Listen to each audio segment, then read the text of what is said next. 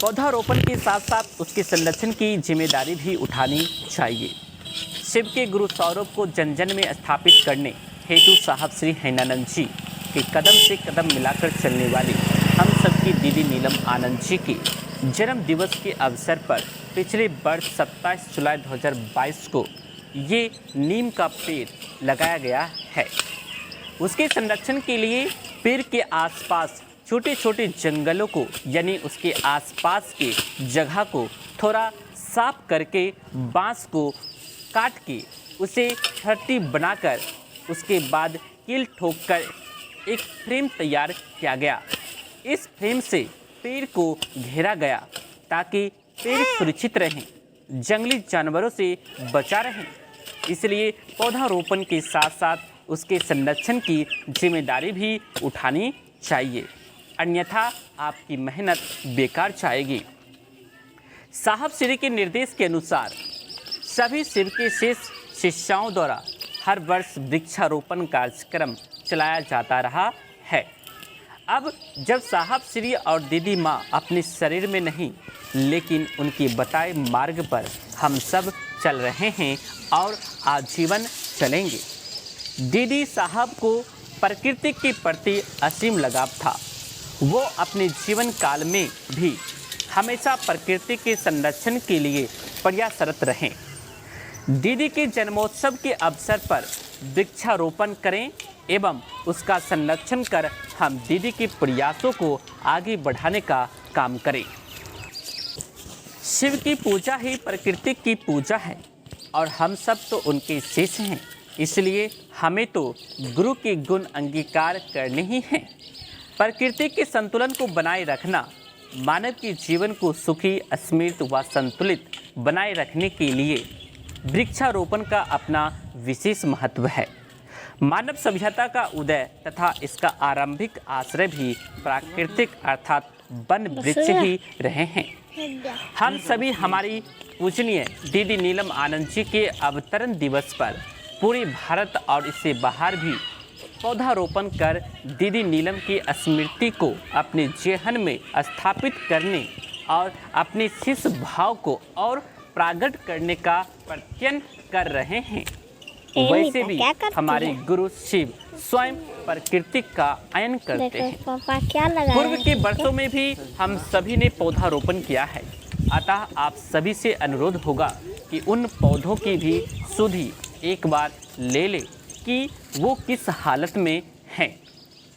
पौधे भी बच्चे की तरह होते हैं, अगर उनका ध्यान नहीं रखा जाए तो सूख जाते हैं या विकास नहीं होगा उनका।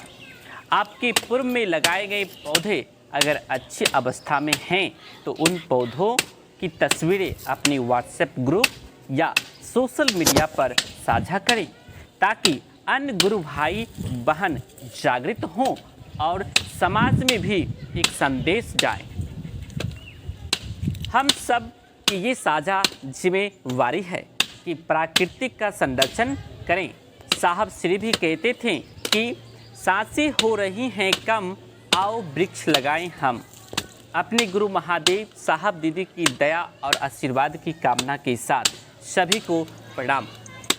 आओ मिलकर पेड़ लगाएं, पृथ्वी को हरा भरा बनाएं, पेड़ों के मीठे फल खाएं, फूलों की सुगंध फैलाएं, पेड़ों से छाया हम पाएं, चारों ओर प्राण वायु फैलाएं, मिट्टी को उपजाऊ बनाएं, भूजल स्तर को यह बढ़ाएं, बारिश का पानी ये ले आएं, मिट्टी के कटाव को ये बचाएं, पक्षी इन पर अपना नीर बनाएं, प्रदूषण से ये हमें बचाएं।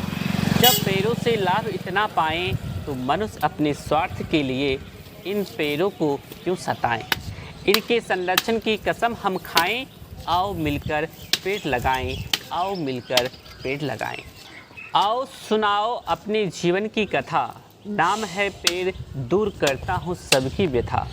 कितना विशाल कितना घना हूँ, फल और फूलों से लदा हूँ, मेरी ही छाया में आकर तुम अपनी थकान मिटाते हो। मीठे फल और सुंदर फूल तुम मुझसे ही ले जाते हो, दूषित हवा तुम मुझको देकर खुद प्राण वायु मुझसे पाते हो।